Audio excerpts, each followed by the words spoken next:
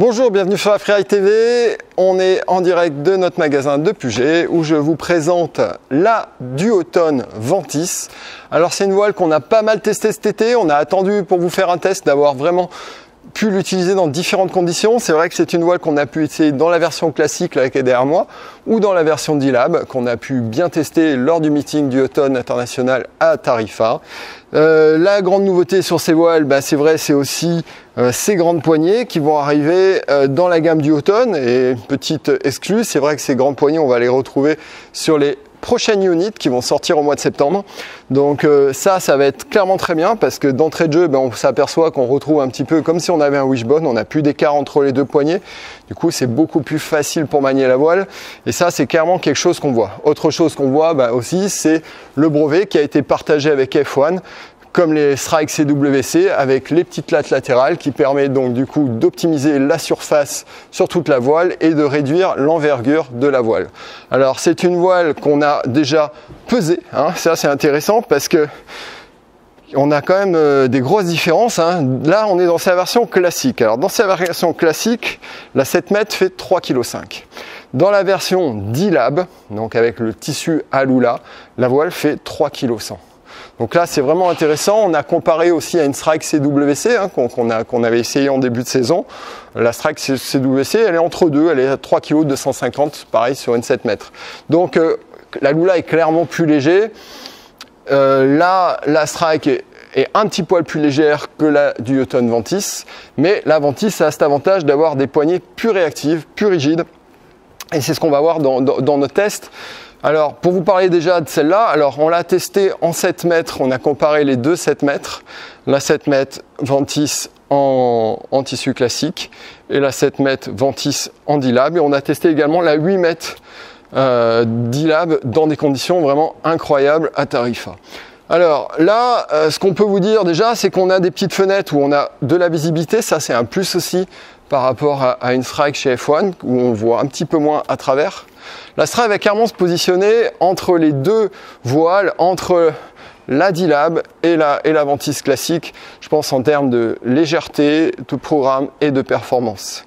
La Ventis classique, elle va offrir des petits plus en termes de visibilité, des petits plus en termes de nervosité grâce à ses poignées rigides.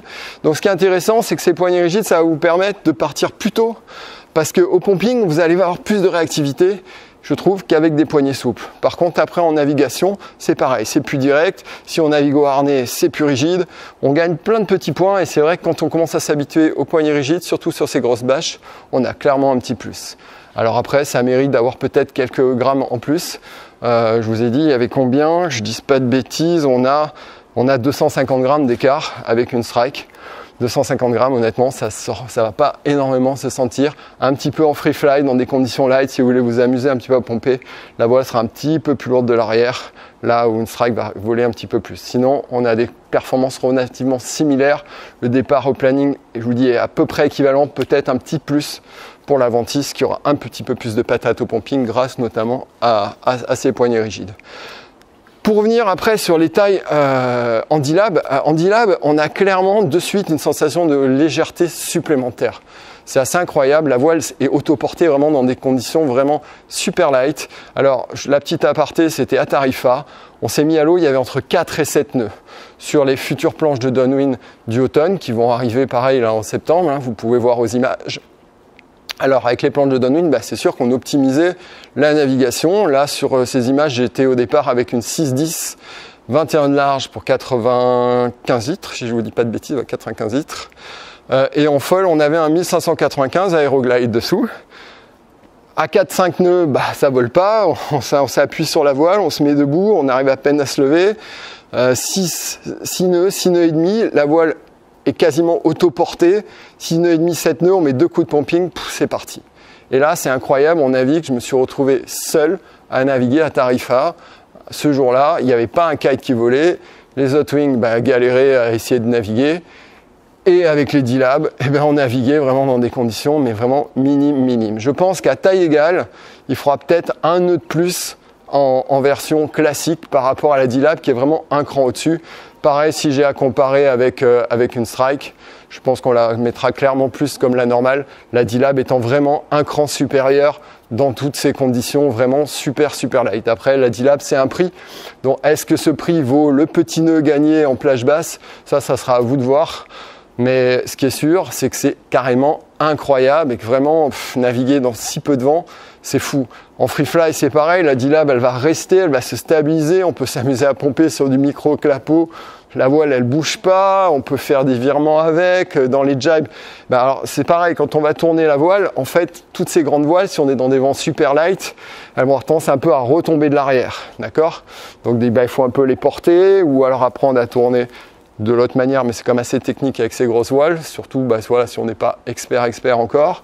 Donc dans le jab, il faudra faire un peu attention, la faute fera que vous aurez tendance à poser, et c'est vrai que là encore, la D-Lab, quand on la fait tourner, on a ce petit plus de légèreté, d'autoportance, qui est assez incroyable, parce qu'il y a le poids qui fait la différence de la D-Lab, mais il y a aussi le bord d'attaque qui est plus réduit.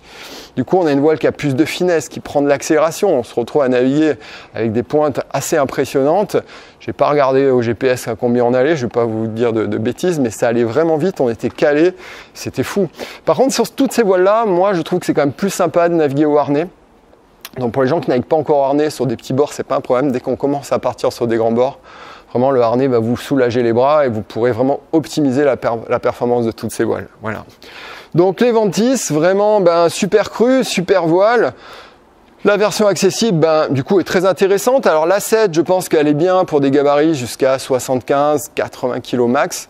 À partir de 75 kg, faut pas, et plus de 80 kg, on va dire plutôt, faut pas hésiter à prendre la 8 pour gagner un peu plus, si on veut vraiment chercher la plage basse. Sur la version D-Lab, c'est à peu près l'équivalent.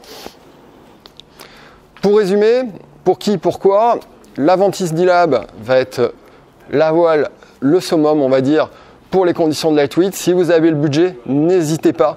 C'est vrai que si vous essayez, ça sera plus facile de vous rendre compte, mais vous pouvez vraiment nous faire confiance. On a vraiment un gros écart. Cette voile est clairement au-dessus du lot. Par contre, c'est sûr que ce sera un budget autour de 2500 €. Et c'est pas c'est 1000 balles de plus, on va dire, qu'une version classique. C'est ça qui est hyper important à se rendre compte. Alors, est-ce que le nœud de plus gagné, ce petit plus vraiment dans la plage basse, vaut le coup? Ça sera à vous de voir en fonction des conditions dans lesquelles vous voulez naviguer. D'accord? Sinon, la Ventis classique sera un super cru, où vous aurez le choix d'aller chez F1 sur la Strike CWC, qui est pareil, qui va être à peu près équivalente, avec, on va dire, un poids qui est un petit peu entre les deux voiles, mais avec les poignées souples. Donc des avantages, des inconvénients, ça sera à vous de voir en fonction.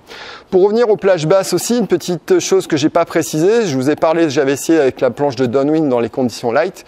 On a fait des comparatifs avec d'anciennes planches aussi plus volumineuses pour voir si on partait moins vite. On part quand même assez vite, donc si vous n'avez pas une planche de downwind, si vous avez une board qui a gardé un peu de volume, ça part super vite, ça vous permettra de naviguer quand même dans des petites conditions. C'est simplement après en termes de maniabilité, c'est vrai qu'on se trouve avec des planches plus larges et ces nouvelles planches typées downwind, ça a cet intérêt d'avoir des planches assez étroites, ce qui fait qu'on va se retrouver plus maniable, plus agréable dès qu'on va vouloir un peu pomper, faire un petit free fly ou manœuvrer, que ce soit dans un virement ou dans un jibe. On sera plus agréable avec ces nouvelles planches de downwing, avec ce petit plus aussi de rebond dans les conditions super limites, avec cet arrière Pintail qui n'a pas de traînée et qui a du volume, qui va vous permettre vraiment de partir en utilisant le rebond un peu avec les jambes et le pumping. Alors c'est un savant mélange des deux, mais qui va vous faire gagner encore dans la plage basse et qui vous permettra surtout d'utiliser peut-être un foil plus petit pour avoir encore un peu plus de vitesse. Là où une planche large, plus typée débutant, vous obligera à garder quand même un gros foil, sinon elle aura tendance à coller à l'eau, elle aura tendance à moins partir vite. Voilà, donc ça c'était une petite aparté importante. Mais c'est vrai qu'aujourd'hui, et là c'est ça qui est incroyable, c'est que on a pu voir que la wing, ça pouvait naviguer dans des conditions super light et peut-être même plus vite encore qu'en kitefoil, parce qu'en kitefoil, si vous êtes en dessous de 6 nœuds, 5-6 nœuds, la voile, elle tient plus en l'air, elle retombe. Alors que là, en wing, si vous passez dans un trou à 4-5 nœuds, que le vent est irrégulier, vous vous arrêtez, vous avez un flotteur qui a du volume, vous attendez la rafale arrive, vous repartez. Vous n'avez pas la voile qui tombe, vous pouvez naviguer du coup dans des conditions super irrégulières avec des vents qui font quasiment de rien, à 7-8 nœuds qui vont vous permettre, eux, de naviguer et de partir au planning. Voilà, donc tout ça, ça a un coût, c'est vrai que c'est un budget, mais pour les gens qui sont dans des régions où il n'y a pas beaucoup de vent, je pense que c'est vraiment une évolution dans la wing.